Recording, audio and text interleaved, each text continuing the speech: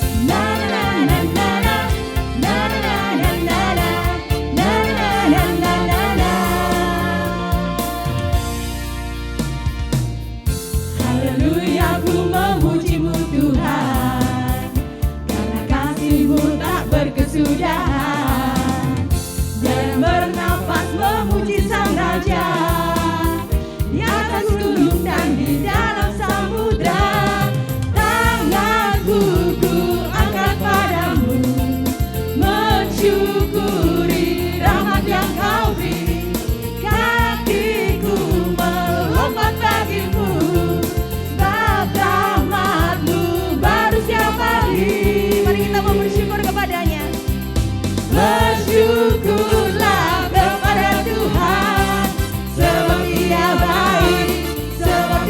baik, bahwasanya untuk selamanya kasih setianya. Na na na na na, na na na na na, na na na na na na,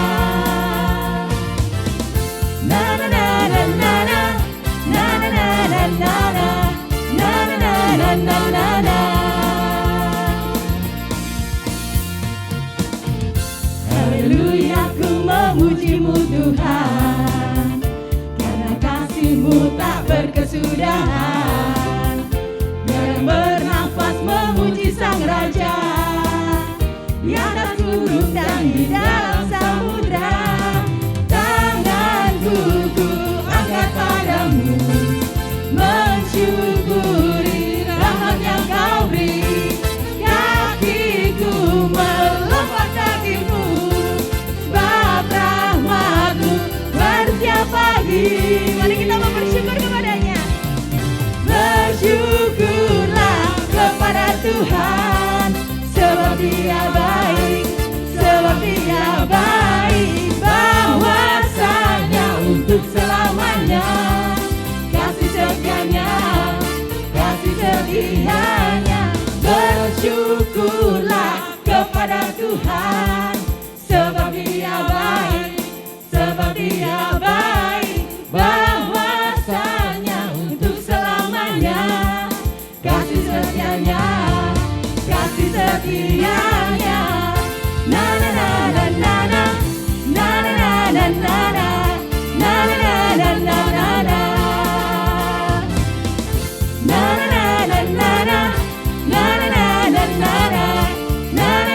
na na na. Haleluya, puji nama Tuhan. Saya persilakan untuk boleh duduk kembali. Tuhan kita Allah sungguh luar biasa.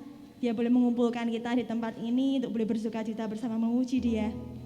Mari saat ini kita mau tenangkan hati, kita mau datang kepadanya.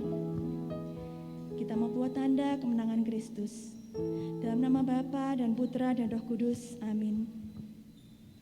Tuhan Yesus Kristus, Engkau sungguh Allah yang mulia, Engkau sungguh Allah yang penuh kasih, Engkau Allah yang sungguh mengerti setiap hati kami. Kami bersyukur Tuhan, Engkau boleh undang kami, untuk kami boleh bersatu di tempat ini. Terima kasih Tuhan, buat rahmat-Mu, buat kasih-Mu yang berlimpah bagi kami. Ini kami Tuhan, kami mau bawa segenap hati kami mau datang kepadamu. Kami mau mengungkapkan segala rasa syukur kami Tuhan. Karena kami punya Allah yang sungguh luar biasa, Allah yang sungguh penuh kasih, Allah yang sungguh mengerti kedalaman setiap hati kami. Bahkan sebelum kami mengucap, bahkan sebelum kami berkata, Engkau Allah yang sudah mengerti lebih dulu. Ini kami Tuhan, bentuk setiap kami. Ajar kami untuk kami ini boleh menjadi pemuji penyembah-Mu yang benar. Amin. Tuhan Allah kita sungguh Allah yang luar biasa. Apa yang tak pernah kita bayangkan, apa yang tak pernah kita minta, Dia sanggup sediakan bagi setiap kita. Mari saya ajak saudara-saudari semuanya untuk kita boleh bersyukur kepadanya.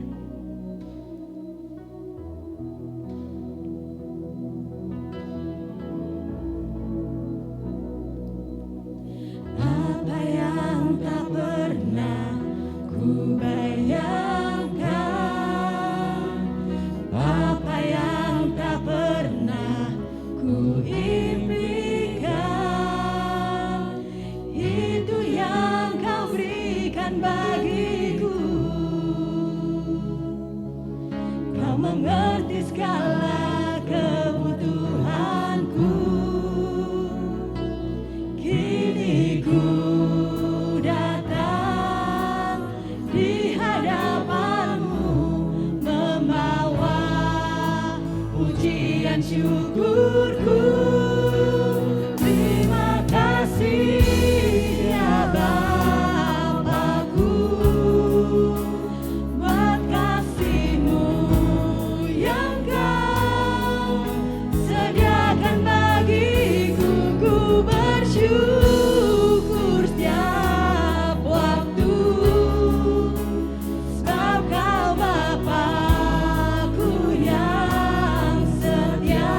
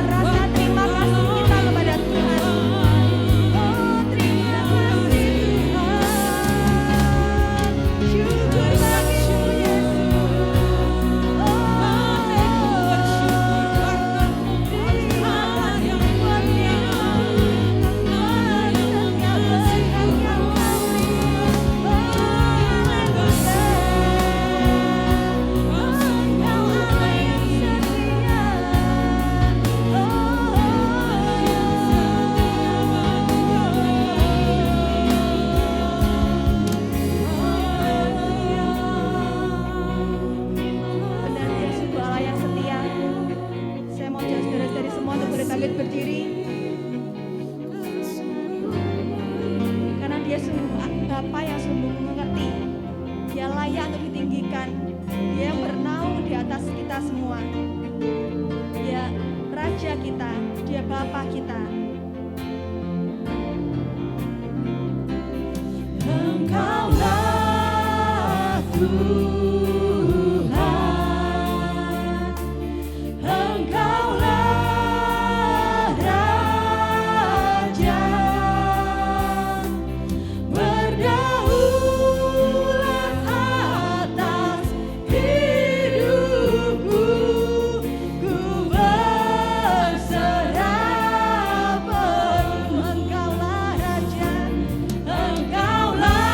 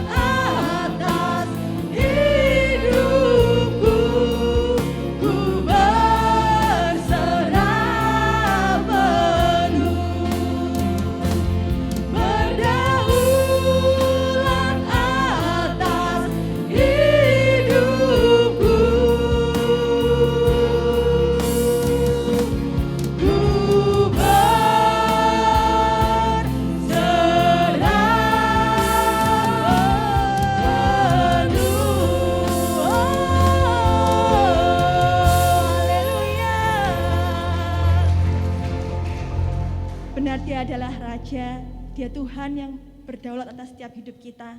Dan kita percaya Dia Allah yang sungguh perkasa, Dia Allah yang sanggup melakukan segala yang tak terlihat, segala yang tak terpikiran oleh kita. Dia Allah yang sanggup melakukan segalanya. Mari kita mau puji Dia, kita mau angkat satu pujian Allah yang perkasa, bukan dengan kekuatan kita, namun dengan kuasa Allah yang sudah diberikan bagi kita.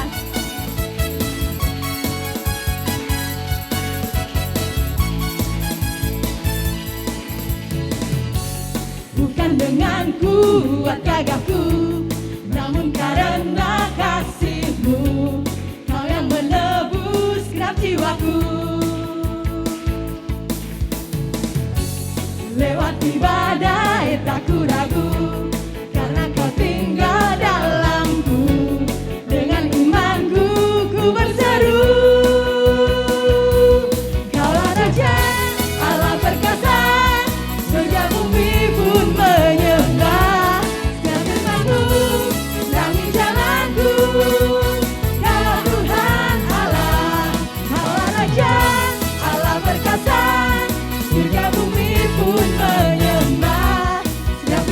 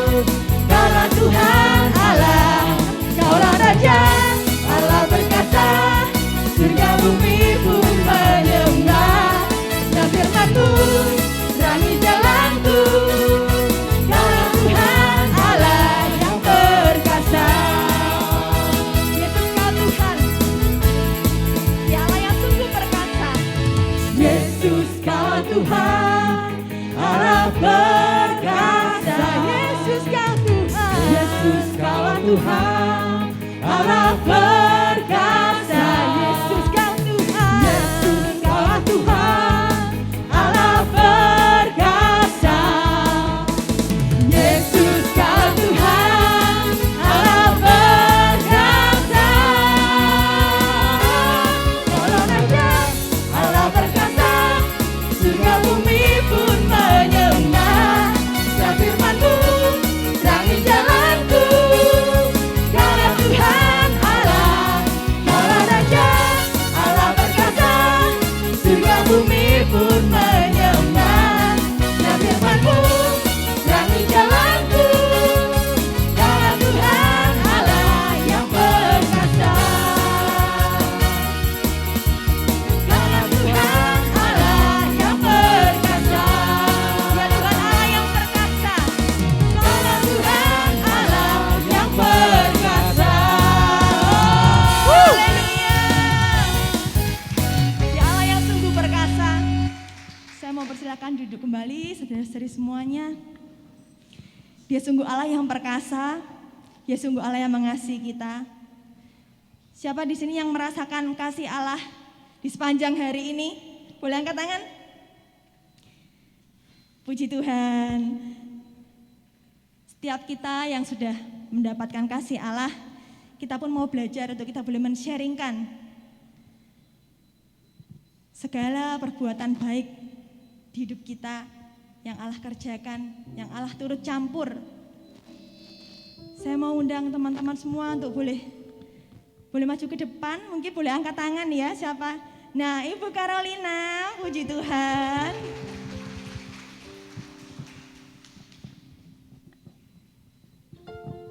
Shalom.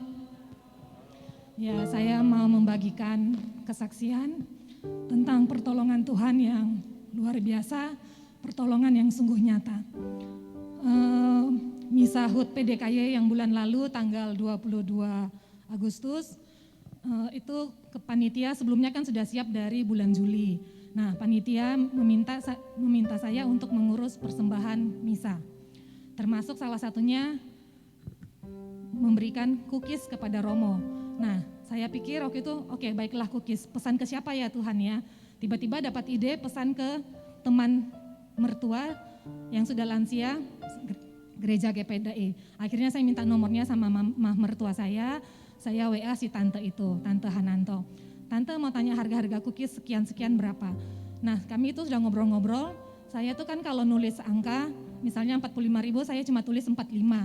50.000 saya cuma tulis 50. Saya pikir tante itu sudah mengerti. Setiap kali saya reconfirm dia jawab iya. Akhirnya sampai mendekati hari H-1, 21 Agustus, hari Senin, si tante itu jam 10 WA. Caroline, tante akan OTW. Oke, baik tante. Tiba-tiba, aduh saya pakai masker kok susah.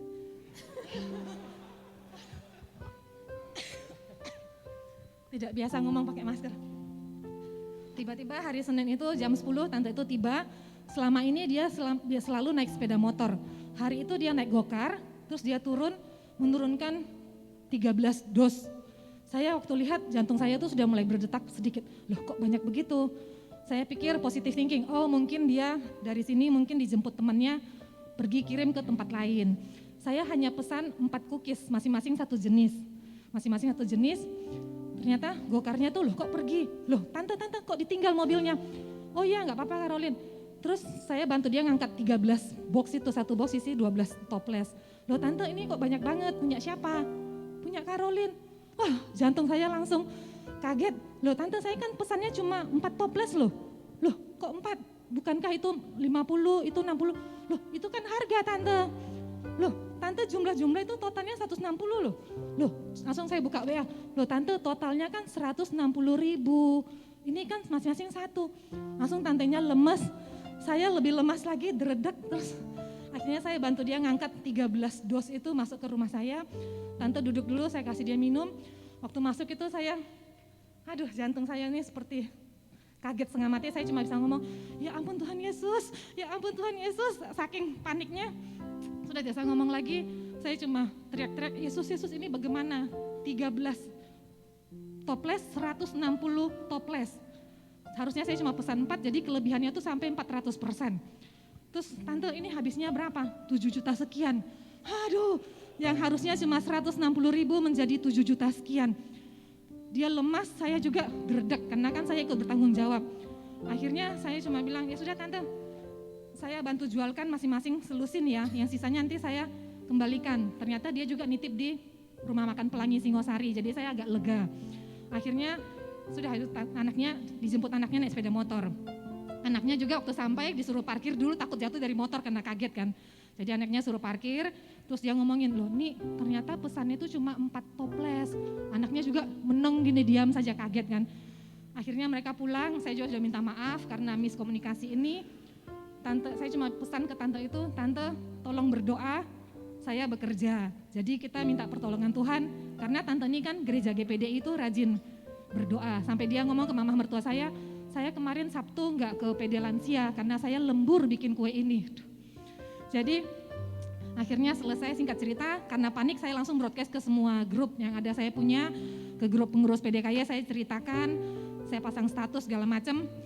Akhirnya saya masuk ke dapur, waktu itu saya hari itu sangat sibuk karena saya harus bikin adonan siomay dan juga ada pesanan. Dalam hati ini saya berbicara dalam hati, aduh kapok tenan wes, aku mau kan blok si tante ini, aku tidak mau WA sama dia lagi, pokoknya aku akan tidak mau belanja lagi, cukup 1 kali ini saja. Jadi karena saking jengkelnya dan kaget, tiba-tiba Roh Kudus itu mengingatkan saya dalam hati ini, loh kamu lupa ya dengan doamu selama sekitar 2 minggu terakhir ini. Jadi 10 Agustus itu saya diajak teman ikut join adorasi online. Di adorasi online itu kami doa rosario, koronka, dan doa syafaat. Nah di doa syafaat itu selama 2 minggu itu saya selalu mendoakan intensi Bapak Paus bulan Juli untuk pengusaha kecil dan menengah. Tiba-tiba Roh Kudus tuh ingatkan kembali doa yang setiap hari saya ucapkan ketika doa syafaat online itu, Tuhan Yesus berkatilah orang-orang pengusaha-pengusaha kecil ini yang rajin bekerja, buatlah mereka menjadi sukses dalam nama Tuhan Yesus, mereka boleh menjadi berkat bagi sesama di sekitarnya. Itu muncul lagi, langsung saya lemes, ya sudah, saya ingat lagi ayat favorit saya Roma 8 ayat 28, Tuhan turut bekerja dalam segala sesuatu. Saya bilang oke, baiklah Tuhan, mungkin ini miskomunikasi yang Tuhan rencanakan juga, Tuhan ikut bekerja untuk memberkati si tante ini. Mungkin dia membutuhkan dana yang cukup untuk keperluan hidupnya, dia kan seorang janda. Jadi akhirnya saya cuma berserah, oke baiklah Tuhan, saya berusaha semampu saya, tolong berkati, semoga memang kalau ini Engkau memberkati tante maka itu bisa terjual. Akhirnya saya mulai agak tenang, saya buka HP, satu WA yang masuk yang pertama kali membeli itu adalah penghiburan yang sangat besar buat saya. Saya merasa itu Tuhan memberi pengharapan. Salah satu pengurus PDKY itu tiba-tiba beli 4, masing-masing 1. Jadi persis seperti yang untuk persembahan Romo. Sampai saya mengucapkan, oke baiklah terima kasih Romo Tommy MSF, saya bilang gitu kan. Jadi saya bersyukur itu seakan-akan Tuhan menghibur. Jangan takut, Tuhan pasti akan membantu proses penjualan ini. Dan memang sangat luar biasa, hari itu saya tidak sempat jualan satu persatu, tapi Tuhan menggerakkan teman-teman pengurus PDKY yang luar biasa, Cik Lingling, Cik Ika, Siska, dan juga kawan-kawan, Cik Mila, itu mereka bisa broadcast kemana-mana, mereka membantu menjualkan, sampai sore jam 5 ketika saya rekap semua, bisa dari 160 itu hanya tersisa 25 toples. Jadi lakunya sekitar 130-an. Wah, waktu saya sambil packing itu badan saya merinding, benar-benar merasakan bahwa Tuhan itu benar-benar menyertai sampai bisa terjual segitu banyaknya dan menyelamatkan si tante dari kebangkrutan karena kan jumlahnya yang sangat besar. Akhirnya saya bersyukur saya bisa selesaikan semuanya, malamnya saya langsung kembalikan, Senin malam itu juga saya kembalikan ke rumah anaknya 25 toples saja yang harusnya saya kembalikan 9 box, 9 kali 12. Tapi yang saya kembalikan cuma 12, anaknya cuma terheran-heran. Akhirnya besok paginya si tante itu WA sangat bersyukur, dia merasa, aduh tante kaget sekali kok bisa terjual begitu banyak. Ini benar-benar pertolongan Tuhan yang luar biasa, mujizat untuk tante. Dia akhirnya saya bilang, tante iya benar ini pertolongan Tuhan 100%. Karena Caroline tidak bekerja sama sekali, Tuhan bekerja melalui teman-teman di Persekutuan Doa, mereka yang membantu menjualkan produk ini. Akhirnya selesai, Saya pikir saya mau berhenti di situ. Ternyata karena mengingat janji intensi Bapak Paus itu, akhirnya ternyata besoknya itu banyak yang repeat order. Dari orang-orang yang pesan itu ternyata pesan lagi, bahkan sampai 50-60 toples sampai hari ini. Jadi saya akhirnya bikin grup saya, anaknya dan mamahnya, grup Cookies Miskom. Jadi namanya itu Cookies Miskom. Di situ ada anaknya supaya kalau saya pesan-pesan, anaknya itu sebagai perantara untuk mengingatkan jangan sampai terjadi miskom lagi. Dan saya melihat memang Tuhan itu ketika mau memberkati orang-orang yang rajin bekerja, orang-orang yang jujur. Si tante ini satu nilai plusnya adalah dia sangat jujur. Saya kan cuma tahu bahwa totalnya 160. Ternyata ketika saya mau bayar, dia katakan gini, Karolin itu kan totalnya 13 karton kali 12 itu cuma kurang 4 lah, jadi 156. 4-nya itu tante bawa pulang di kreseknya. Aduh, saya bersyukur dia sangat jujur. Kalau dia tidak jujur, maka saya akan tekor 180.000. Karena kan 4 toples gitu. Jadi saya bilang, aduh tante terima kasih untuk kejujuran tante luar biasa. Dia bilang, iya tante, maksudnya dia berusaha jujur. Jadi saya belajar satu sisi, ketika kita hidup jujur dan berkenan di hadapan Tuhan, maka tidak ada penghalang bagi Tuhan untuk memberkati kita dengan rezeki-rezeki. Saat ini juga saya punya kesempatan untuk menyampaikan terima kasih banyak kepada teman-teman PDKY semua, pengurus yang telah membantu menyelamatkan saya dari ketakutan di hari H itu. Terima kasih, Tuhan Yesus memberkati. Puji Tuhan, Allah kita sungguh luar biasa, Dia menyediakan pertolongan, bahkan yang tidak terpikirkan pun Dia sanggup sediakan buat kita. Mari saya ajak saudara-saudari semua untuk kita boleh datang kepadanya. Kita mau sembah Allah kita, Dia Allah yang sungguh dahsyat, Allah yang sungguh penuh kuasa. Biarlah setiap hati kita boleh dipenuhi oleh setiap rasa syukur, kerinduan lebih lagi untuk boleh datang kepadanya. Karena hanya Dialah Allah, sumber segala kasih, segala kuasa. Mari kita mau datang kepada Tuhan, kita mau menyembah Dia.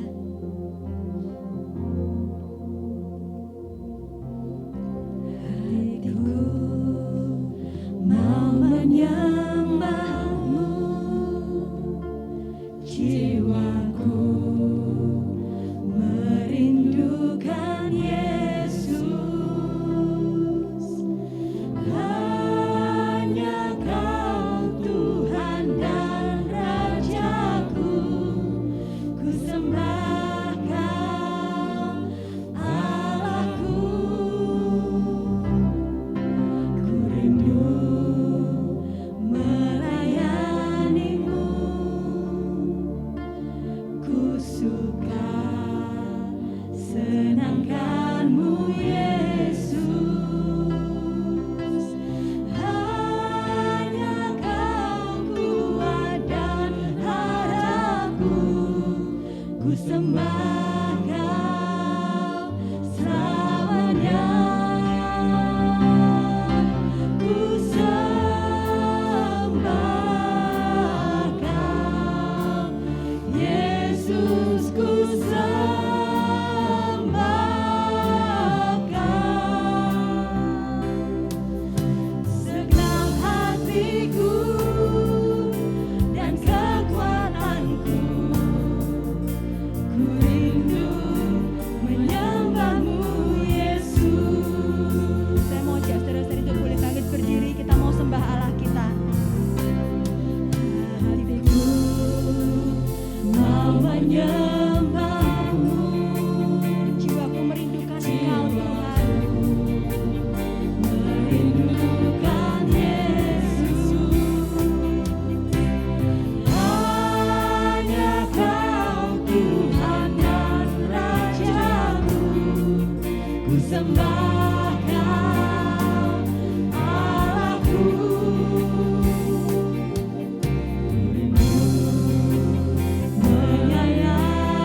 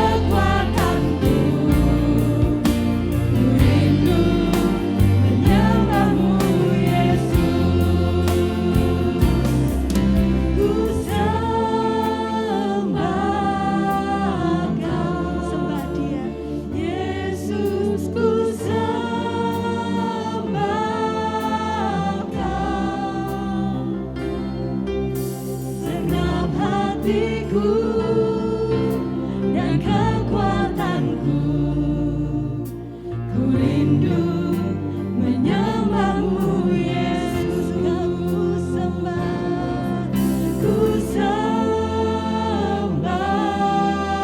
Yesus, ku sembah Yesus, ku sembah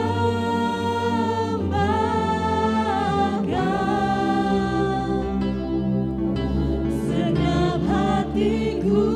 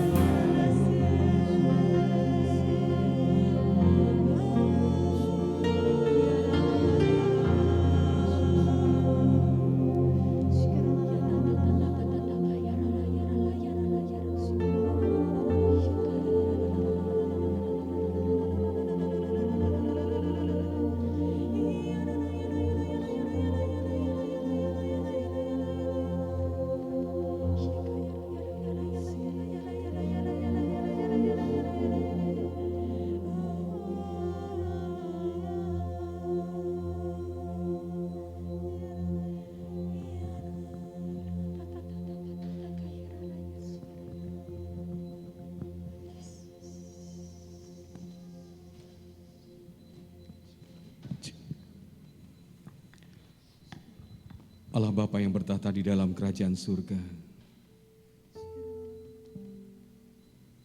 Tiada pernah henti-hentinya bibir kami mengucapkan syukur dan terima kasih. Karena Engkau hadir, Engkau melawati setiap kami, Engkau mengurapi setiap kami, dan Engkau memberkati setiap kami. Kehadiran-Mu adalah nyata di dalam hidup kami. Dan kehadiran-Mu akan lebih nyata lagi melalui firman yang sebentar lagi akan Kau taburkan ke dalam hati kami. Bukalah hati kami Bapa, bukalah pikiran kami, bukalah telinga kami, agar kami mampu untuk menangkap setiap kata-kata yang Kau ucapkan melalui hamba-Mu ini. Biarlah setiap firman yang terucap akan bertumbuh di dalam hidup kami dan mengubah hidup kami menjadi seperti yang Kau ingini. Ini kami Bapa, kami siap untuk mendengarkan firman-Mu. Kemuliaan kepada Bapa dan Putra dan Roh Kudus, sekarang, selalu, dan sepanjang segala abad. Amin. Kita beri tepuk tangan dulu untuk WL singer dan player yang sungguh luar biasa. Wow. Boleh saya ambil.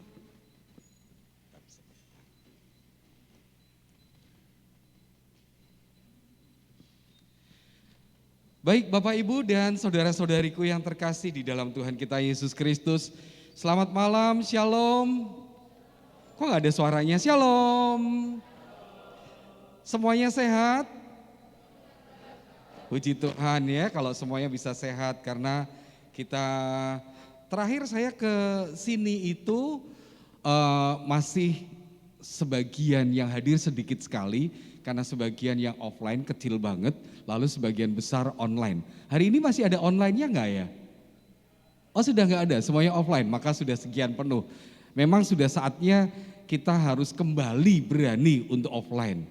Kembali kita berani untuk berjumpa bukan dengan kamera, bukan dengan laptop, bukan handphone, tapi berjumpa dengan manusia, teman-teman kita di sini. Puji Tuhan, hari ini kita sudah berkumpul bersama. Kita beri tepuk tangan untuk kemuliaan Tuhan.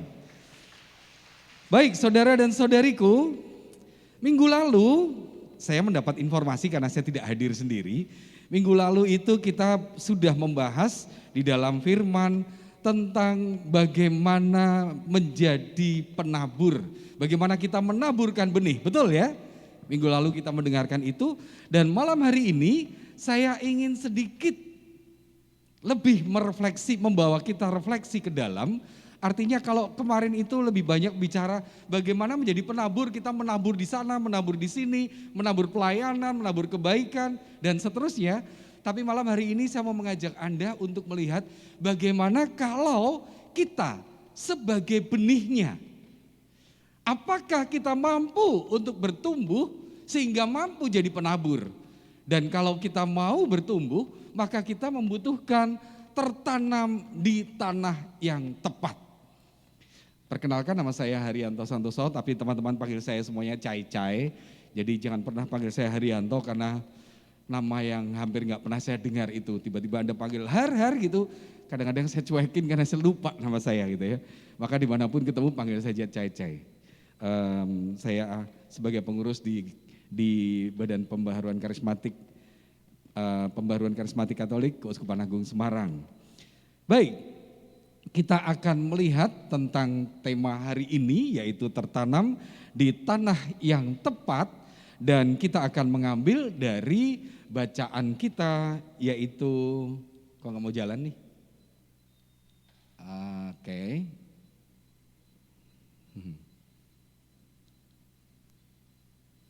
Kok nggak mau jalan? Atau di manual saja? Ya. Dari Markus bab 4 ayat 3 sampai 8. Mari kita baca bersama-sama, dan saya minta yang cowok-cowok membaca dari ayat ganjil, kemudian yang cewek-cewek membaca di ayat yang genap dengan suara yang cukup keras. Kita mulai dengan para pria terlebih dahulu. 3, 2, 1. Sebentar nih. Sepertinya cowok-cowok kita kurang bergairah gitu ya. Kita lebih keras lagi ya. Cowok-cowok tunjukkan kejantananmu. 3, 2, 1.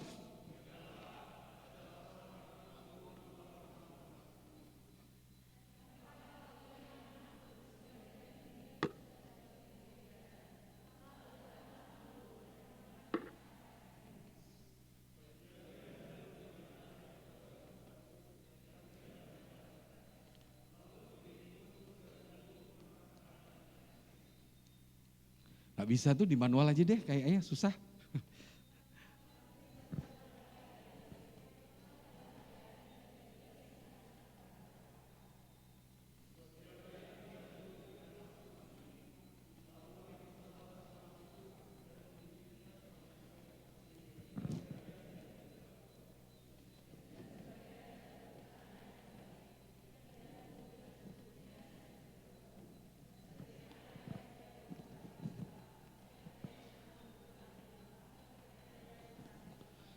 Demikianlah sabda Tuhan, terpujilah Kristus. Saudara dan saudariku, kalau kita lihat dari perikop ini, ada 4 tanah ya. Ada 4 tanah di mana kalau kita sebagai benih, kita itu jatuh. Jatuhnya itu kita di mana? Karena kalau kita salah jatuh, maka belum tentu kita bertumbuh. Untuk bertumbuh kita harus jatuh di tempat yang sungguh tepat. Nah, tempat yang pertama adalah benih yang jatuh di pinggir jalan. Lalu yang kedua, benih yang jatuh di tanah berbatu. Yang ketiga, di semak berduri. Dan yang keempat, di tanah yang subur. Iya. Nah, kita mau lihat yang pertama adalah benih yang jatuh di pinggir jalan. Bapak, Ibu, dan saudara-saudariku, kita bisa bayangkan kalau zaman sekarang ini, kalau kita sebagai benih dan kita jatuh di pinggir jalan, Anda bisa bayangkan, Anda bisa imajinasikan bahwa pinggir jalan yang ada sekarang itu trotoar, itu paving atau aspal, betul ya? Maka bayangkan kalau Anda sebagai benih dan Anda jatuh di paving atau di aspal, kira-kira Anda bisa bertumbuh enggak? Kenapa tidak? Ya karena mati di aspal mana bisa nanam ke bawah, nggak bisa, nggak ada tanahnya. Yang terjadi adalah begitu Anda jatuh di aspal atau di paving, maka kalau di situ dikatakan dipatuk oleh burung, yang terjadi kalau zaman sekarang itu benihnya akan disampar orang dan kemudian terhilang begitu saja. Betul? Itu yang terjadi. Dan ini kalau kita korelasikan dengan bacaan ini, maka saya tidak mengatakan bahwa ini selalu terjadi pada orang-orang Katolik yang ini belum tentu selalu begitu. Tapi seringkali, saya buka semuanya ya supaya langsung sekaligus. Seringkali saya mengalami bahwa banyak orang-orang Katolik yang kalau ketemu dengan saya dan mulai ngobrol-ngobrol, kalau mereka itu dibaptis lahir, jadi mereka tidak memilih. Banyak yang kebetulan mungkin yang saya temui itu tidak bertumbuh dengan baik. Bahkan kalau saya sering memberikan retret untuk anak-anak SMA dan kalau saya pas memberikan retret anak-anak di SMA negeri yang sering saya jumpai mereka bercerita begini, "Lah gimana Kak? Saya itu di keluarga lahir sudah dibaptis, enggak bisa milih. Tapi Bapak Ibu itu enggak pernah mendidik, enggak pernah nyuruh saya ke gereja, enggak pernah suruh saya ikut komunitas, ikut mesdinat dan seterusnya, enggak pernah. Sekarang sejak saya SD, masuknya SD negeri, SMP negeri, SMA negeri. Maka yang saya jumpai, mereka itu dalam hidup sehari-hari, jarang sekali begitu mereka mendapatkan sesuatu, kami bagi makanan konsumsi begitu ya, yang tersebut dalam ucapannya itu bukan puji Tuhan, enggak. Tapi alhamdulillah gitu. Dan itu spontan. Kenapa? Ya karena mereka terbiasa mendengar itu sehari-hari. Mereka tidak terbiasa mendengar dalam keluarganya mungkin ada patung salib, ada patung Yesus, ada patung Bunda Maria, mungkin. Tapi mereka tidak sungguh-sungguh mendapatkan pendidikan, mendapatkan bimbingan tentang keiman Katoliknya. Apa yang terjadi yang mereka dengar sejak SD sampai dengan SMA, ya kata-kata itu. Maka spontan, begitu ada sesuatu, astagfirullah gitu. Itu anak-anak Katolik, dalam retret Katolik. Dan itu sering kali terjadi. Maka bisa dibayangkan kalau tiba-tiba mereka mulai tumbuh dewasa SMA, dan kemudian mereka mendapatkan pacar, pacarannya dengan siapa? Ya sesama anak SMA yang di negeri. Dan jatuhnya berpacaran dengan teman-teman yang muslim. Dan kalau itu terjadi, akhirnya karena mereka tidak sungguh-sungguh bertumbuh dalam iman Katolik, maka mereka akan begitu cepat untuk melarikan diri atau dilarikan diri oleh pasangannya masuk ke agama lain. Dan itu yang terjadi. Tidak ada tanahnya, keluarga tidak mendidik, jarang ke gereja, tidak punya komunitas, KTP-nya Katolik tapi nggak tahu. Kalau ditanya Tritunggal Maha Kudus itu apa? Embuh. Kamu tahu Roh Kudus itu siapa? Enggak, ini benar-benar terjadi teman-teman, Bapak, Ibu, dan saudara-saudariku. Pada waktu anak-anak SMA retret itu saya tanya SMA negeri ya, kalau SMA Katolik tahu pasti. Tapi SMA negeri saya tanya, kamu tahu nggak Roh Kudus? Ya itu kan pasangannya Bapa dan Putra. Lah itu siapa? Enggak tahu Kak, gitu aja. Jadi mereka sungguh-sungguh hanya Katolik KTP. Dan kalau itu terjadi, mudah tersesat, terseret arus dunia. Burung memakan habis kalau di kitab suci dikatakan. Bahwa beragama Katolik belum tentu sama dengan beriman Katolik. Setuju? KTP kita bisa Katolik. Tapi apakah sungguh-sungguh kita beriman Katolik? Belum tentu. Tapi kalau Anda sudah ada di sini, saya yakin Anda beriman Katolik. Puji Tuhan. Tepuk tangan dong. Iya. Nah, kebetulan. Sebagai benih, kita sudah pasti tidak akan dapat bertumbuh dan cepat menghilang kalau jatuhnya di trotoar tadi, di pinggir jalan. Hidup yang tanpa arah, hanya cari kesenangan duniawi semata, tidak kenal siapa Yesus, nggak pernah baca kitab suci, nggak pernah ke gereja, bagaimana dengar kitab suci, nggak pernah ikut komunitas, nggak pernah dengar, dan seterusnya. Maka gelaplah hidup ini, hidup yang tersesat. Saya tidak menyalahkan orang tua Anda kalau misalnya Anda bertumbuh dalam keluarga yang seperti itu. Tapi saya hanya mengingatkan supaya kalau Anda mempunyai anak, kalau Anda mempunyai cucu, Anda mempunyai keponakan, maka jangan biarkan mereka tumbuh. Jatuh bukan tumbuh, jatuh di tanah trotoar, di tanah yang tidak ada tanahnya, hanya aspal, semen, dan seterusnya.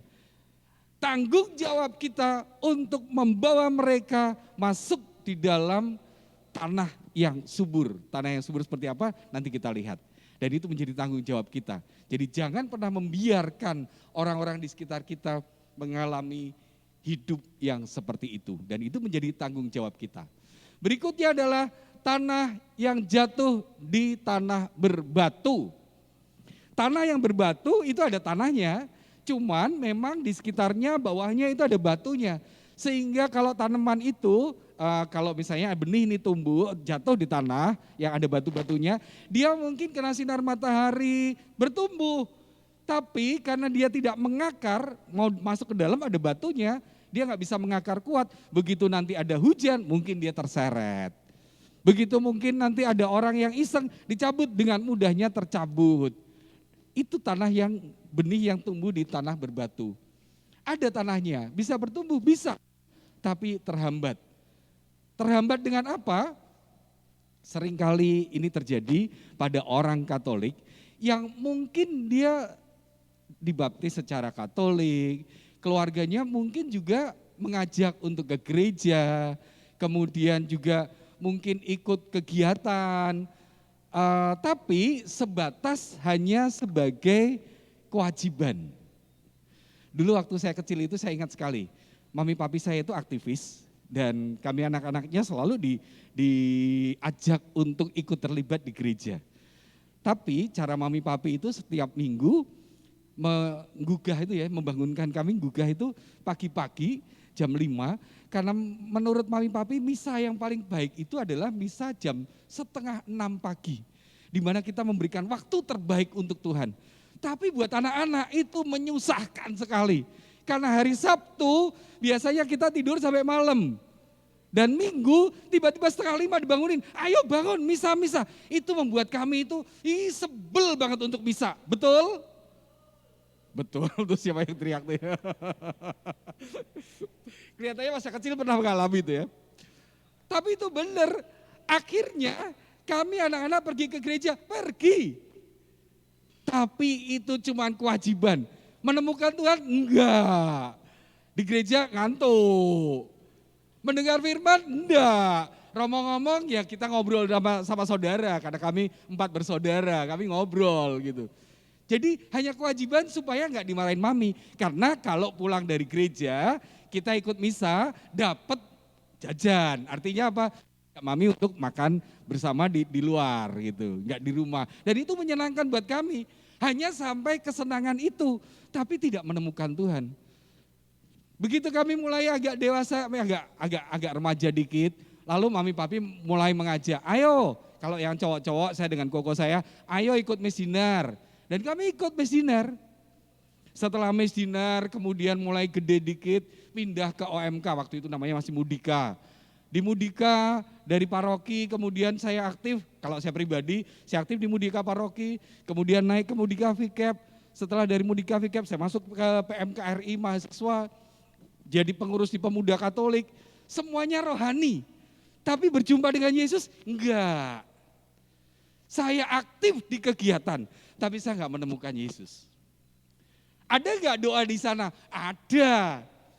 Yang namanya Mudika itu hobinya apa? Jaga parkir, rujaan. Sebelum rujaan doa enggak? Doa. Tapi apakah kita menemukan Yesus? Enggak. Doa di dalam kegiatan-kegiatan seperti itu berbeda dengan kegiatan seperti ini, betul? Bahkan terakhir dulu saya pernah diajak untuk terlibat sebagai dewan paroki, dulu, periode yang dulu bukan yang sekarang gitu ya, dulu banget itu. Karena saya sudah jadi anggota dewan harian dewan paroki, saya sempat berhenti 2 periode dan sekarang baru naik lagi. Dulu itu saya diajak untuk ikut. Setelah itu kenapa saya berhenti sampai 2 periode diajak lagi nggak mau? Karena menurut saya sudah ikut PD waktu itu. Menurut saya di Dewan Paroki saya hanya berkegiatan. Tapi saya tidak berpelayanan. Tahu bedanya Bapak Ibu teman-teman? Kalau berkegiatan, datang rapat datang. Kemudian kegiatan-kegiatan ikut. Tapi yo bentrokan, yo gegeran, rapat bisa sampai jam 12 malam, semua pengen menang sendiri. Kita nggak menemukan Tuhan di situ. Maka begitu iman yang benih yang seperti ini, begitu kemudian ada himpitan hidup, ada persoalan hidup, ya, ini ada salib, kemudian ada kesedihan, keputusasaan, ketakutan, kecemasan, apapun yang terjadi, kita bisa mudah untuk melarikan diri. Himpitan batu itu adalah kesulitan hidup kita dan itu seringkali kalau iman kita baru sampai sedikit banget itu, begitu kita alami persoalan masalah, kita melarikan diri dari Tuhan. Begitu ada yang sakit, maka dengan mudah langsung digawa wae ngone suhu. Nah. Di sana itu ada dukun sing pinter. Kita mulai berpindah, bukan datang kepada Tuhan. Bahkan teman saya sama-sama aktivis di Mudika, kemudian kami bertumbuh bersama, kerja bareng begitu. Begitu dia mengalami persoalan keuangan, apa yang terjadi? Bukan datang kepada Tuhan dan meminta kepada Tuhan. Bukan datang ke tempat adorasi sakramen Maha Kudus, tapi kemana? Gunung Kawi. Iman yang tumbuh hanya sebatas kecil karena terhimpit oleh batu. Begitu mengalami persoalan-persoalan, tidak lagi percaya bahwa Tuhan itu ada. Lalu kita mulai pergi ke tempat-tempat lain yang tidak mendekatkan diri pada Tuhan, tapi menjauhkan kita pada Tuhan. Itu semua persoalan-persoalan ini membuat kita tidak percaya Tuhan, lari dan menjauh dari kasih Allah, melarikan diri pada kesesatan. Saudara dan saudariku, yang ketiga adalah benih yang tumbuh di tanah bersemak berduri. Kalau ini benihnya sudah bertumbuh karena tanahnya subur. Cuman jangan lupa bahwa kalau tanah subur itu kadang-kadang tidak hanya menumbuhkan benih utama, tapi ada yang ngikut di belakangnya, yaitu apa? Semak-semak. Dan semak-semak ini mengganggu pertumbuhan. Maka di kitab suci ada dikatakan ada gandum dan ilalang, ya kan? Tumbuh bersama. Karena tanahnya subur, maka gandum bertumbuh, tapi ilalang pun ikut bertumbuh bersama dengan gandum itu. Nah ini ya, maka dia akan terhimpit, benih ini tumbuh dan terhimpit dengan semak berduri. Dan dia tidak bisa berbuah baik kalaupun dia bisa berbuah tapi nggak sempurna karena terhimpit. Kalau korelasinya apa dengan hidup kita? Bapak Ibu dan juga saudara-saudariku. Bahwa seringkali kita semua kalau yang ini nih, ini seperti diri kita. Sekarang ini yang ada di sini nih, Anda dan saya. Mungkin sebagian dari kita ada yang nanti sudah tanah yang keempat. Tapi sekarang ini kebanyakan dari kita dan masih banyak lagi umat Katolik yang lain, kita berada di ini nih. Benih yang tumbuh di semak berduri. Sudah ke gereja? Sudah. Sudah berdoa? Sudah. Baca kitab suci? Sudah. Aktif di lingkungan, di paroki? Sudah. Ikut komunitas? Sudah. Kita bertumbuh. Tapi kadang-kadang, nah ini semak-semaknya datang itu artinya apa? Pada waktu nih misalnya Anda jadi anggota PD Kasih Yesus nih, lalu mulai, kok yang tugas nyanyi cuman itu terus? Kok aku nggak pernah dikasih tugas ya? Aku udah datang kira-kira 1 tahun kok nggak pernah tugas, mending aku pindah. Artinya apa? Kita tidak sungguh-sungguh fokus kita pada Allah, melayani Tuhan, tapi melayani diri sendiri. Kita mau mencari ketenaran, kita mau mencari kesombongan, kebanggaan diri. Begitu nanti ada tugas nih, misalnya nih ada Olive di sini nih, dan kemudian saya bilang, Liv, tadi suaramu rodok fales loh. Halah, kowe kira iso nyanyi, ngono wae kritik terus, wes kowe sing nyanyi sesuk, aku ora usah ngono. Mutung. Itu benih yang sudah tumbuh tapi terhimpit dengan semak berduri. Kita sudah bertumbuh betul, tapi seringkali walaupun kita menyebut kita sudah aktivis, kadang-kadang saya itu baru minggu kemarin saya itu misa dan ketemu dengan pengurus lingkungan itu ketua lingkungan ya. Kami misa bareng begitu, setelah misa kemudian pulang sampai ke parkiran. Kebetulan dia itu parkirnya agak di depan saya masih di belakang, saya nunggu karena ngantri. Di Santo Paulus, paroki saya di Santo Paulus, itu kalau di belakang itu antriannya panjang banget gitu dan gede, wah pokoknya penuh. Lalu begitu saya lihat itu, nggak tahu kebetulan saya ngelihat sih, ini ketua lingkungan dan kalau pelayanan tuh baik, gitu. Orangnya baik, ramah. Keluar dari gereja tuh, nggak tahu karena dia antri yang saya lihat nih, dia ngantri gini, ini kan ada 1, 2, 3, 4, 5 jejeran begitu ya. Nah ini kan keluar sudah ada yang ngatur, ini dulu, baru ini berhenti, kemudian yang sini keluar, sini berhenti, sini keluar gitu. Gantian, ada yang ngatur. Ini karena di stop dan kemudian diganti orang lain, ini klakson dibunyiin, wah terus begitu. Saya cuma ngomong dengan istri saya, kok bapak itu bisa begitu ya? Gitu. Kadang-kadang kita bisa tampil sebagai orang yang begitu baik, tampil sebagai malaikat pada waktu kita persekutuan doa, pada waktu kita ke gereja. Tapi begitu keluar dari gereja, keluar dari persekutuan doa, kita bisa menjadi monster. Kita bisa menakutkan pasangan kita, menakutkan anak-anak kita dengan kemarahan kita yang luar biasa dan seterusnya.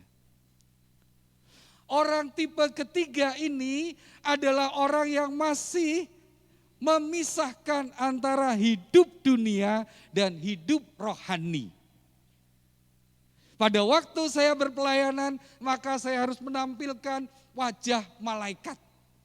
Pinter doa, kata-katanya indah, sikapnya baik. Tapi begitu keluar dari pintu itu, kita sudah bisa marah dengan pasangan kita. Kita sudah bisa jengkel dan emosi dengan anak kita. Bahkan mungkin dengan teman-teman yang di sini. Kita masih memisahkan hidup dunia dan hidup rohani. Begitu di gereja semuanya terasa indah, baik. Oh puji Tuhan, kita tepuk tangan dan seterusnya. Keluar dari sini, kemudian besok bekerja kita bisa mulai berbuat curang. Kita bisa mulai korupsi. Bahkan saya ketemu dengan salah satu aktivis yang mengatakan, mereka kalau panggil saya selain cai-cai, C, kamu tuh harus bisa membedakan. Kalau kita pas pelayanan ya pelayanan, tapi nek pas bisnis ki ya bisnis. Ora iso mbok gabung dadi ji. Nek bisnis ki ya memang kudu ngapusi sithik-sithik. Benarkah begitu? Bukankah hidup dunia dan hidup rohani itu nggak bisa dipisahin satu dengan yang lain? Hidup dunia kita, ya hidup rohani kita. Bukankah kitab suci mengatakan bahwa tubuh kita adalah tempat bait Allah yang hidup, betul?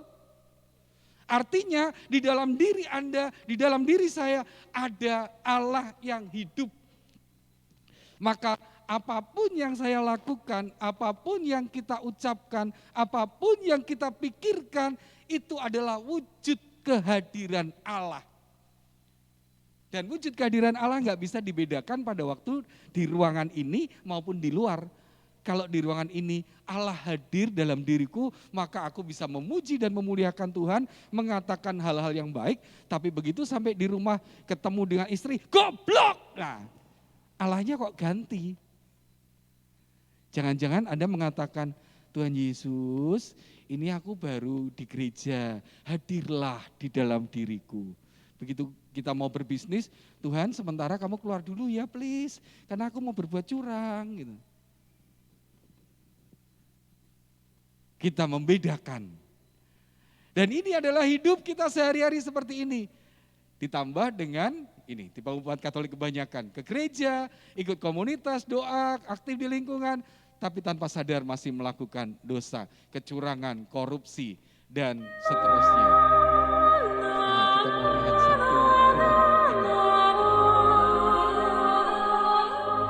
film Uang.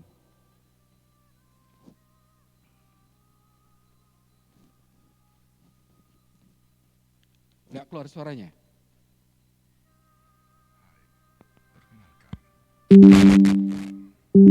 Wajahku biasa-biasa saja, fisikku juga lemah, namun tombak tatanan Kalau cuma lihat gambarnya nggak tahu ceritanya gitu, harus ada suaranya, nggak bisa. sifat manusia.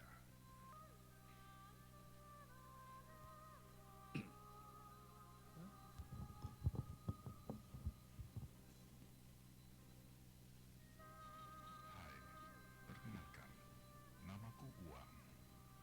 Wajahku biasa-biasa saja, Nggak bisa. fisikku juga, namun Suaranya nggak keluar. Di sini keluar kecil banget.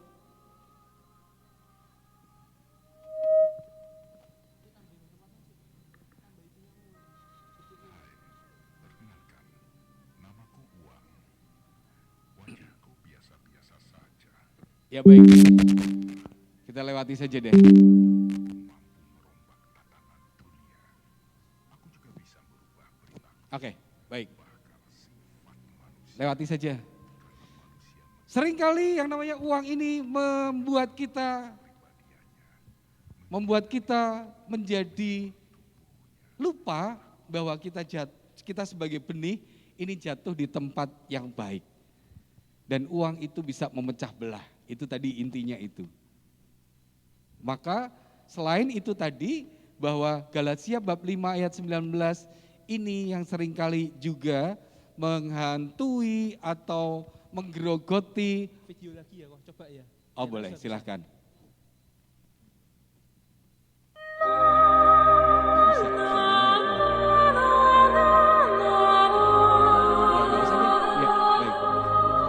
Nah, di Galatia bab 5 ayat 19, bahwa kita juga sudah aktif di dalam kegiatan paroki, dalam kegiatan persekutuan doa dan seterusnya, tapi kadang-kadang tanpa sepengetahuan orang lain kita melakukan dosa-dosa ini, percabulan.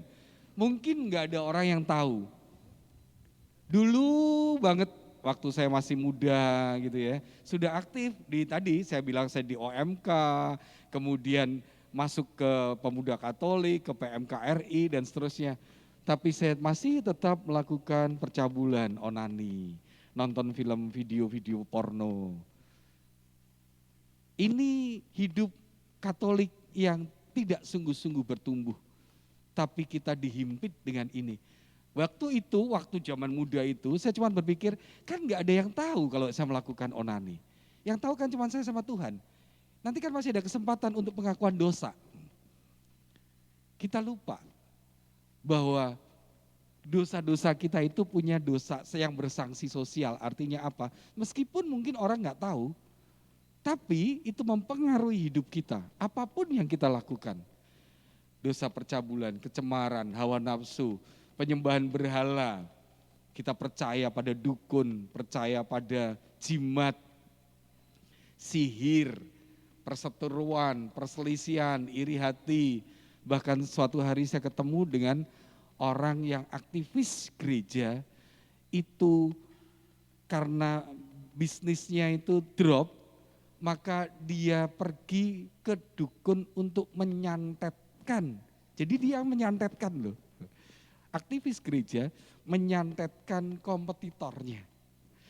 Sampai saya bilang, mosok kamu kayak gitu? Ya ora apa-apa toh, bisnis ya bisnis. Gereja ya gereja. Iki kan di luar gereja. Makanya aku dikalahke karo kompetitorku, ya aku kudu ngalahke dengan cara apapun. Sampai dia nyantet. Nah, ini sudah sesuatu yang sangat salah sekali ya. Lalu amarah. Dan ini seringkali kita tidak bisa mengatasi amarah. Kita bisa menjadi orang-orang yang baik di persekutuan doa, orang yang penuh senyum, tepuk tangan, memuji Tuhan. Tapi begitu keluar kita marah-marah pada siapapun.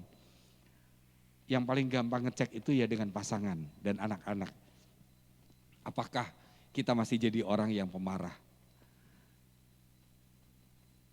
Kepentingan diri sendiri, pencideraan, roh pemecah, kedengkian, kemabukan, pesta pora, dan sebagainya.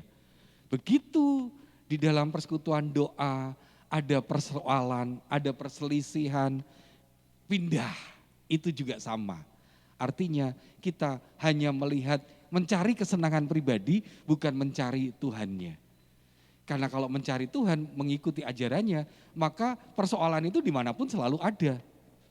Tidak hanya di komunitas kita ini saja. Begitu Anda pindah komunitas, apakah tidak ada persoalan? Tetap ada. Maka itu bukan jalan keluar untuk kemudian melarikan diri dari komunitas dan seterusnya. Bahwa tempat kita bertumbuh itu penting. Menunjukkan di mana kita bisa berbuah. Nah, sebelum sampai ke yang keempat, nah ini apa jadinya? Iman yang angot-angotan, gampang mutung, bete, marah, pelayanannya mutungan, emosional, mudi, nek pengen pelayanan ya pelayanan, ora pengen ya wis gitu ya. Gampang tergoda dan berpindah. Artinya komunitas di sana lebih bagus, pindah sana. Di sana sekarang baru heboh-heboh ya pindah sana dan seterusnya. Karena jabatan, harta maka bisa berganti iman. Malaikat di pelayanan, di gereja, tapi jadi monster di rumah dan di kantor. Kita harus bisa menjadikan satu hidup rohani dan hidup duniawi. Maka sebelum kita masuk pada benih jatuh di tanah yang subur, saya mau spontan saja meminta salah satu, mungkin WL kita Melisa ya, betul ya. Melisa ini koordinator baru di PD ya, di PDKY. Boleh nggak sharing sedikit, bagaimana Anda bertumbuh di PDKY ini? Ada persoalan dan tantangan nggak gitu? Boleh, ada mikrofon boleh dikasih ke, ada ya, silakan Melisa. Mungkin singkat jelas. Setelah ikut PD, bagaimana? Apakah Anda bertumbuh? Apakah ada tantangan enggak? Dan kemudian apa perubahan hidup Anda gitu? Ya. Tantangannya pasti banyak. Jadi ya puji Tuhan ada komunitas, ada teman-teman yang senantiasa mengingatkan terus, mendoakan. Jadi misal waktu ada saatnya mungkin lagi down gitu, ada teman-teman yang mengingatkan kembali, mendoakan juga. Dan ya puji Tuhan sampai saat ini sih masih boleh melayani, bersyukur sekali. Dan ya hanya karena kemurahan Tuhan boleh melayani sampai saat ini. Pertanyaannya gini nih, di komunitas Anda ada nggak orang yang jelehi gitu? Ada ya pasti ya. Dan kemudian Anda pernah nggak terluka di komunitas ini? Kenapa? Pernah nggak terluka dengan komunitas ini? Pernah. Pernah. Kenapa nggak mau keluar, nggak mau pindah? Puji Tuhan, waktu terluka itu akhirnya cuma bisa ngelapornya ke Tuhan. Jadinya ya Tuhan itu kasih kelegaan, kasih pemulihan, dan juga teman-teman juga lewat teman-teman komunitas juga bantu supaya rasa sakitnya boleh hilang, boleh diganti dengan rasa syukur. Gitu ya, oke. Dan itulah hidup yang benih, yang tumbuh atau jatuh yang subur. Artinya apa? Bahwa Melisa tidak hanya melihat hal-hal yang buruk dan kemudian melarikan diri, tapi dia berfokus pada cinta kasih Allah. Bahwa hidup itu selalu penuh dengan persoalan, betul? Enggak ada siapa di antara Bapak Ibu yang pernah mengalami persoalan hidup. Boleh angkat tangan? Yang pernah mengalami persoalan hidup, tantangan, persoalan? Pernah semua ya? Tapi Anda kok masih setia dengan Tuhan? Anda masih mau datang di persekutuan doa ini? Karena fokus Anda pada kasih Allah. Kalau fokus kita hanya pada persoalan, tantangan, maka kita akan cepat berpindah. Karena sepertinya belum tentu apa yang kita minta pada Tuhan itu selalu dikabulkan, betul? Tapi karena kita percaya kasih Allah itu enggak pernah ada habisnya, entah kapan jawaban dari doa kita itu hadir, kita tetap punya pengharapan padanya, maka kita tetap setia mengikuti Dia. Kita tetap setia datang di persekutuan doa ini. Meskipun mungkin Anda seringkali mengalami bentikan dengan teman. Mungkin Anda mendengarkan firman para pembicara yang mungkin juga rodok membosankan. Mungkin kepengurusannya juga enggak keren-keren banget. Tapi Anda tetap setia, ini artinya benih yang jatuh di tanah yang subur. Bertumbuh dalam keluarga, bertumbuh dalam komunitas, dan ini semua menumbuhkan kita untuk semakin menemukan Tuhan. Bahwa kadang-kadang untuk bertumbuh, bukan kadang-kadang, selalu ya, bertumbuh itu juga... Our family is made up of every race. We are... Nggak usah deh, kayaknya suaranya hilang semua. Jangan lupa bahwa tanah yang subur tetap harus ada upaya untuk bertumbuh. Yang pertama, kita mesti ingat, kalau bertumbuh maka perlu akar yang kuat. Anda sudah jatuh di tanah yang subur, betul. Tapi kalau Anda tidak berakar kuat, Anda nggak dapat makan, nggak dapat minum, Anda mati. Maka akar kuatnya di mana? Yaitu Yesus. Bergantung pada Tuhan Yesus. Yesus adalah makanan dan minuman hidup kita. Percaya penuh. Dan kalau kita melakukan ini percaya penuh, Tuhan Yesus nggak pernah tinggalkan kita. Maka meskipun hujan, badai, tofan, cobaan, tantangan, persoalan datang, mencoba mencabut kita, tapi tidak akan bisa. Karena kita sudah berakar kuat pada Tuhan. Kita tidak bisa berpindah. Karena kita sudah berakar melekat kuat pada Tuhan Yesus. Yang kedua, jangan lupa juga bahwa untuk bertumbuh perlu dipelihara, dirawat, dijaga, disiram, perlu sinar matahari. Lalu apa yang merawat kita untuk bisa bertumbuh? Ini satu komunitas persekutuan doa, komunitas kelompok doa yang sungguh-sungguh menumbuhkan iman Anda. Bukan sekedar komunitas yang pengen Anda hura-hura, membawa Anda untuk hura-hura, bukan itu. Karena banyak komunitas yang menawarkan pada Anda, mungkin saya tidak mengatakan bahwa seperti core itu jelek, enggak. Karena kalau tidak ada core, gereja kita juga enggak bertumbuh, tidak hidup. Tapi kalau hanya sekedar nyanyi, enggak pernah doa, enggak pernah baca firman, cuma nyanyi-nyanyi tok hanya untuk kesenangan, ya kita tidak menemukan Tuhan. Yang paling penting Anda menyanyi dan dalam nyanyian itu Anda menemukan Tuhan dan memuji sungguh-sungguh namanya, itu baru bertumbuh. Neng nek latihan kor ya mau nyanyi-nyanyi, berlatihan kesel, makan-makan. Iya, kita mungkin nggak akan menemukan Tuhan sungguh-sungguh gitu. Paham maksud saya ya Bapak Ibu ya? Bahwa boleh ikut kegiatan-kegiatan lain, sangat boleh. Bahwa saya sekarang juga aktif di Dewan Paroki, iya. Tapi saya mencoba di dalam rapat-rapat yang sekarang ini, sekarang kalau rapat Dewan Paroki di tempat kami sekarang ini, sebelum kita rapat doa bergantian dan baca firman harus bergantian untuk mengupas firman hari itu. Dengan demikian minimal kita diingatkan dengan firman-firman Tuhan. Baru kemudian rapat. Kalau sudah doa, kemudian mendengarkan firman, rapat jarang sekali terjadi sampai ribut, gelutan, hampir nggak pernah. Karena kita sudah dipenuhi oleh Roh Kudus. Dan Dewan Paroki satu persatu saya ajak untuk ikut CAP. Bertumbuh imannya, sehingga dalam pelayanannya menemukan Tuhan. Nah itu baru di situ ya komunitas. Lalu yang kedua, doa dan firman, jangan sampai lupa. Doa setiap hari, baca firman setiap hari. Karena bagaimana kita bisa mengikuti Tuhan Yesus, bertumbuh di dalam Tuhan, kalau nggak pernah dengar firman-Nya nggak bisa. Ekaristi, sakramen-sakramen, pertobatan, wajib kita lakukan. Untuk apa? Supaya kita semakin bertumbuh, kita harus dibersihkan dari dosa-dosa kita dengan sakramen tobat. Ya minimal 3 bulan sekali, jangan setahun 2 kali lah ya, apalagi setahun sekali. 3 bulan sekali kita sakramen tobat. Bagi teman-teman yang sering kali pelayanan, setiap kali mau pelayanan, sakramen tobat. Supaya apa? Kita dibersihkan. Dan ekaristi itu untuk menambah makanan rohani kita. Lalu setelah 3 ini dilakukan, jangan lupa sikap hidup kita, habitus kita juga harus mulai berubah.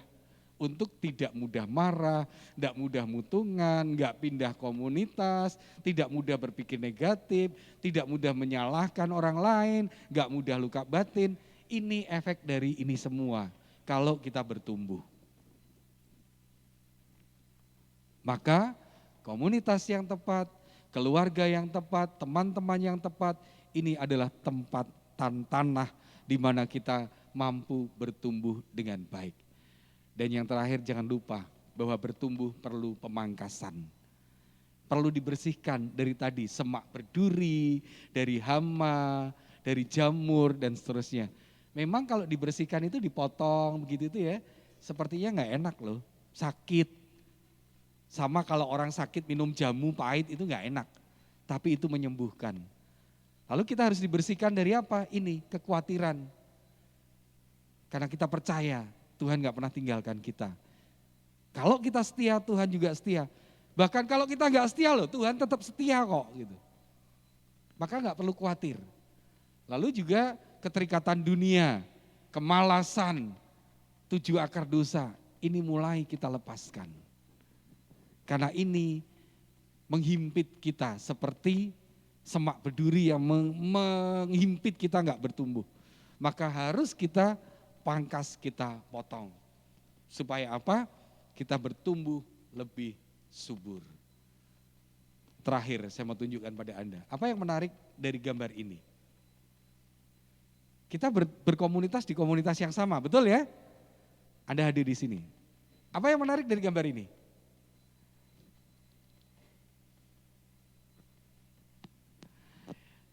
Buah ini tumbuh di pohon yang sama.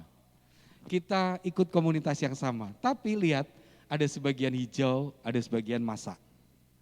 Tergantung bagaimana setiap pribadi kita mau dipangkas, pribadi kita mau mendekat pada Tuhan.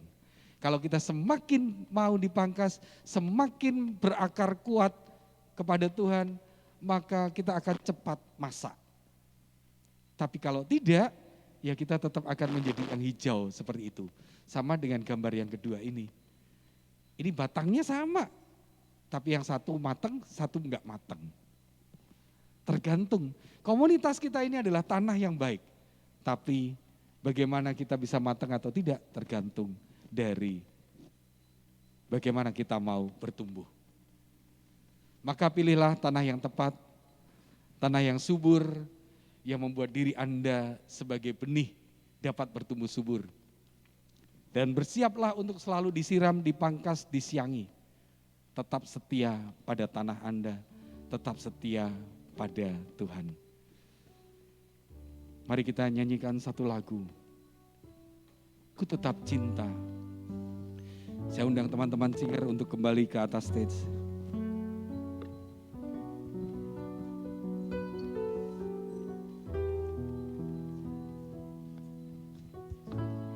Silakan.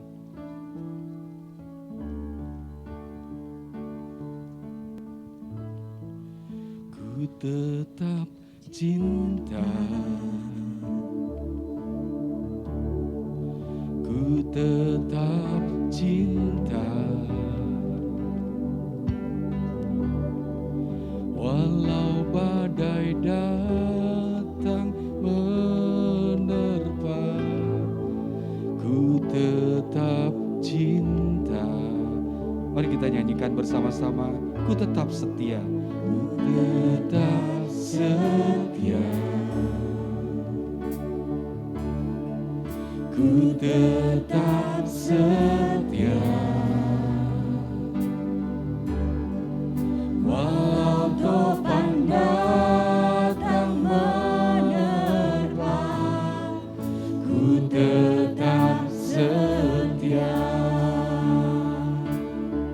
Begitu banyak persoalan, terlalu banyak,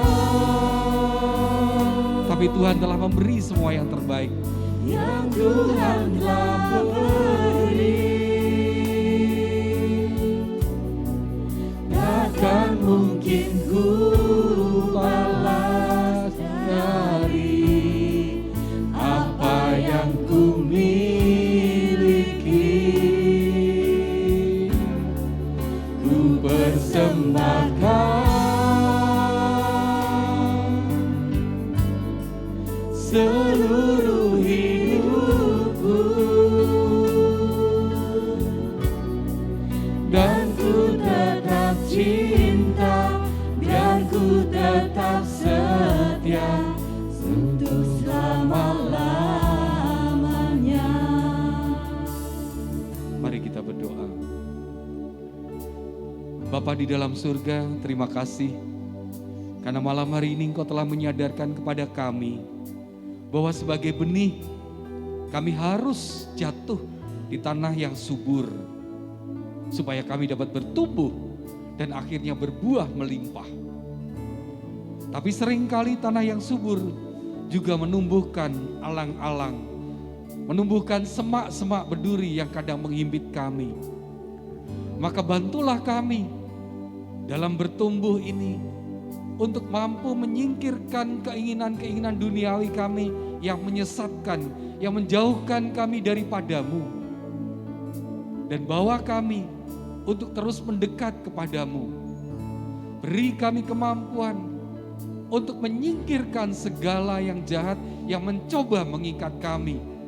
Kesenangan duniawi, jabatan, harta, tahta, dan apapun juga yang kadang-kadang bisa membawa kami jauh daripadamu. Izinkan kami menemukan tanah yang subur ini bersama dengan teman-teman dan keluarga kami mau bertumbuh bersama. Dampingi dan sertai kami Bapa, supaya kami mampu untuk sungguh-sungguh sebagai benih bertumbuh di tanah yang tepat, dan bertumbuh menjadi buah yang berlimpah.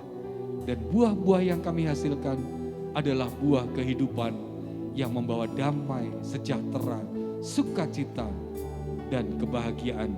Bukan hanya bagi kami saja, tapi juga bagi orang-orang di sekitar kami. Terima kasih Bapa untuk firman malam hari ini. Dan bantulah kami, supaya keluar dari tempat ini, kami sungguh mampu merubah hidup kami menjadi benih yang bertumbuh subur. Demi Kristus, Tuhan dan pengantara kami. Terlalu banyak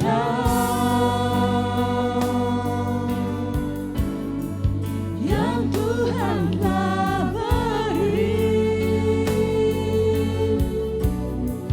takkan mungkin ku balas dari apa yang ku miliki.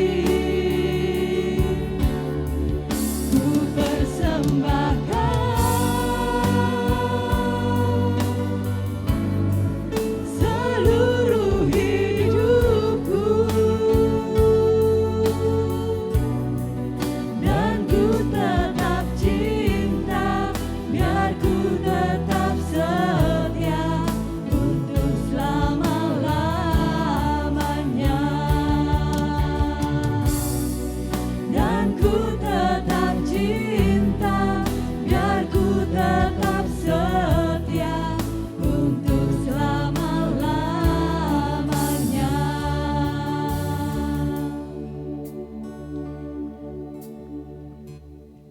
Puji Tuhan, malam hari ini kita boleh disegarkan kembali oleh firman Tuhan.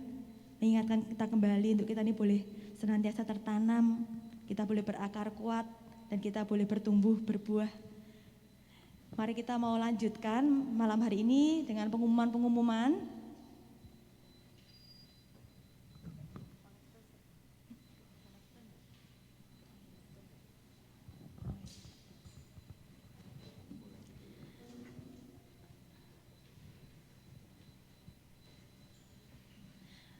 Pengumuman untuk PD Selasa depan masih dengan tema berseri yang sama. Tema berserinya bertumbuh dan berbuah. Dan untuk tema Selasa depan tanggal 20 September tumbuh di luar zona nyaman.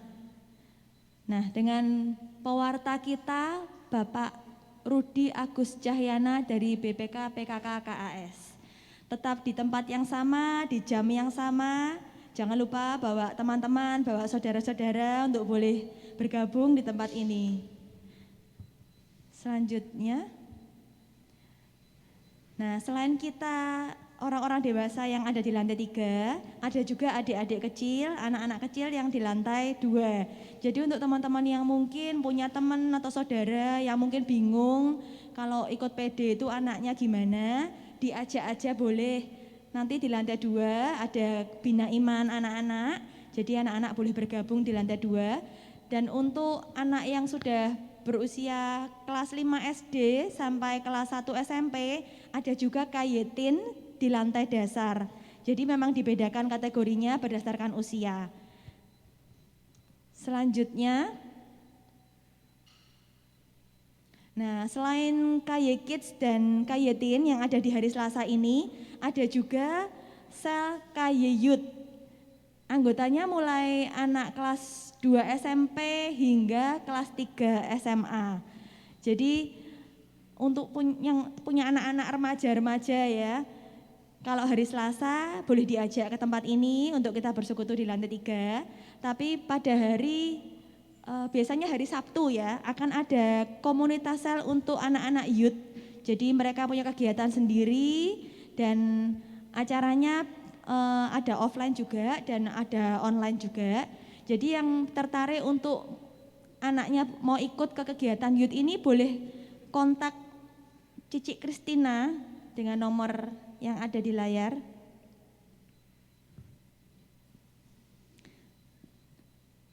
Selanjutnya, untuk teman-teman semua yang mempunyai pergumulan atau permohonan-permohonan doa, di setiap minggunya kami menyediakan tim yang akan berdoa syafaat bersama-sama. Jadi bisa memberikan permohonan doa tersebut melalui WhatsApp ke saudara Nancy dengan nomor WA yang ada di layar. Setiap mengirimkan WA tersebut bisa ditulis nama yang memohon, nama yang akan didoakan, dan juga ujub doanya apa.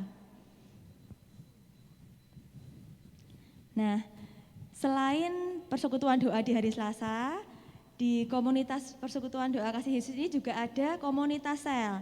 Komunitas sel ini anggotanya lebih sedikit, jadi dibagi-bagi melalui kategori juga. Ada yang sel single, ada yang sel pasutri, ada yang juga sel glamor. Jadi untuk teman-teman semua yang sudah beberapa kali datang ke persekutuan doa hari Selasa dan tertarik untuk bergabung di kelompok sel, boleh menghubungi saya, bisa WhatsApp ke nomor tersebut. Jadi di dalam sel ini kita bisa sharing iman, bisa sharing firman bersama-sama dengan anggota yang lebih sedikit, dan kita bisa bersama-sama bertumbuh. Seperti tadi firmannya, kita mau bertumbuh bersama-sama, jadi kita butuh teman-teman yang mendoakan kita, yang menguatkan kita. Selanjutnya, nah bagi teman-teman yang sudah diberkati Tuhan dan mau menyalurkan berkat tersebut untuk persekutuan doa kasih Yesus, bisa disalurkan melalui rekening BCA atas nama Erlina Lee dengan nomor tertera di layar.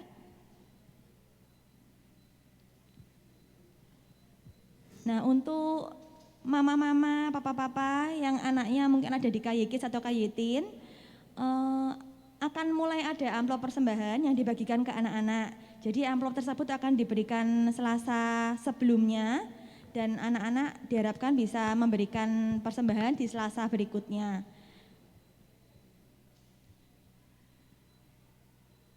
Nah, kita saat ini masih dalam kondisi pandemi, jadi diharapkan untuk tetap menjaga prokes, kita tetap pakai hand sanitizer, tetap memakai masker di ruangan ini, dan tidak berkerumun setelah acara. Setelah ini ada apa lagi? Nah, ini ada Instagram PD Kasih Yesus, jangan lupa di follow ya. Dan juga YouTube kita tetap ada, walaupun tidak ada live streaming sekarang setiap hari Selasa, namun tetap ada siaran tundanya juga. Selanjutnya, nah selain kegiatan rohani, kita juga ada kegiatan yang mengolah jasmani kita supaya tetap sehat. Di hari Sabtu ada kegiatan badminton PDKY jam 7 sampai jam 9 malam di lapangan badminton Gereja Atmo Dirono Semarang. Yang tertarik untuk bergabung boleh kontak saudara Ming Ming. Orangnya ada di depan sini, baju biru. Jadi ini bukan untuk yang profesional aja ya, jadi yang mau yang pupuk bawang pun enggak apa-apa, tetap ikut aja, kita senang-senang sama-sama olahraga. Nah, untuk teman-teman yang baru pertama kali hadir di tempat ini boleh angkat tangan mungkin. Siapa yang pertama kali hadir di sini? Nah, puji Tuhan, selamat datang di PDKY. Ibu Carolina bisa membantu? Ibu Carolina? Oh itu. Oh Cici Lani. Oh Andre, oke. Bisa dibantu ngasih souvenirnya ya. Selamat datang di PDKY, jangan lupa Selasa depan datang kembali. Nah, yang terakhir ini ada pengumuman pemenang giveaway. Nah, untuk setiap Selasa di bulan September ini, Anda semua yang sudah hadir di PD, hari Rabu silahkan cek Instagram PD Kasih Yesus Semarang. Jadi kalian semua yang sudah mengikuti giveaway ini boleh dan sudah menjawab, jawabannya benar. Nah, kali ini akan diundi ya. Jadi yang sudah menjawab sejak Rabu kemarin dikumpulkan, dan hari ini kita akan umumkan pemenangnya, 2 orang pemenang. Nah, Hendra bisa mulai spin.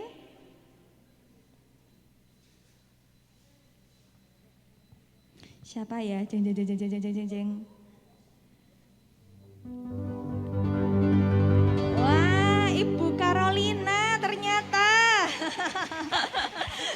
Selamat ya Ibu Carolina ya. Selanjutnya satu lagi ya.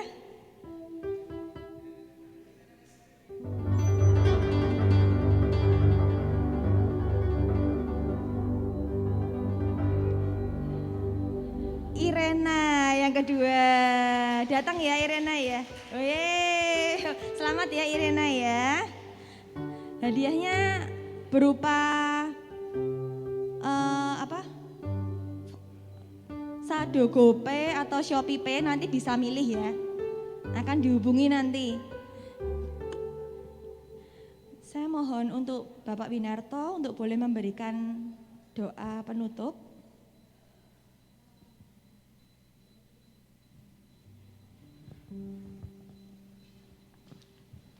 Mari kita bangkit berdiri. Kita hening sejenak.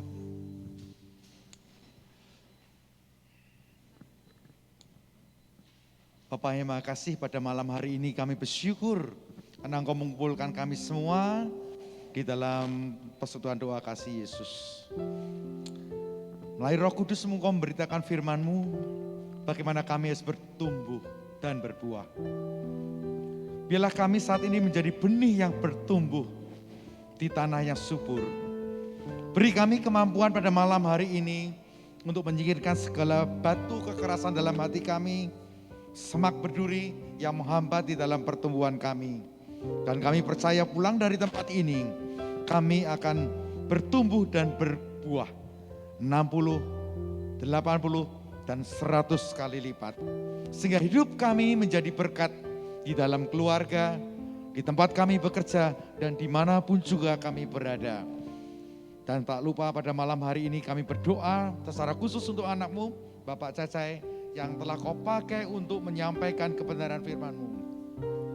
Berkati di dalam keluarganya, berkati di dalam pekerjaannya, dan berkati pula di dalam pelayanannya, sehingga banyak orang di dalam pelayanannya semakin mengenal putra-Mu, Yesus Kristus. Dan kami juga berdoa untuk seluruh umat-Mu yang hadir di tempat ini, kiranya Engkau berkati sepulang dari tempat ini, mereka dapat hidup berbuah seturut dengan kehendak-Mu. Terutama untuk umat-Mu yang baru hadir pada malam hari ini, kami percaya Engkau sendiri yang memanggil mereka.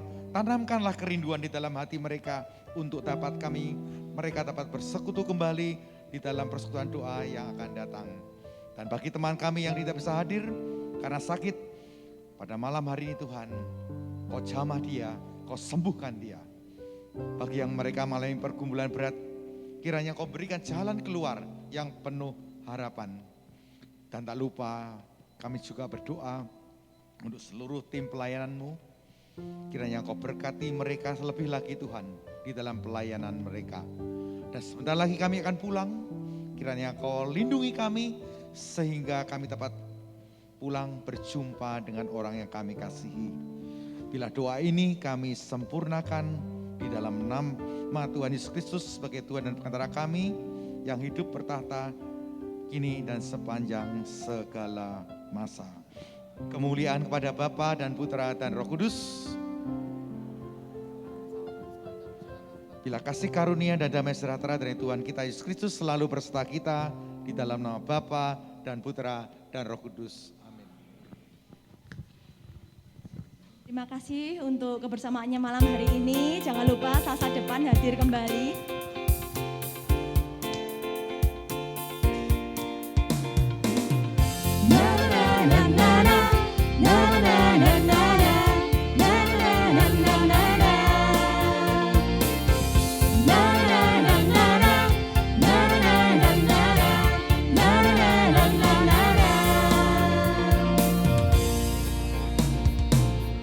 Haleluya, ku memuji-Mu Tuhan, karena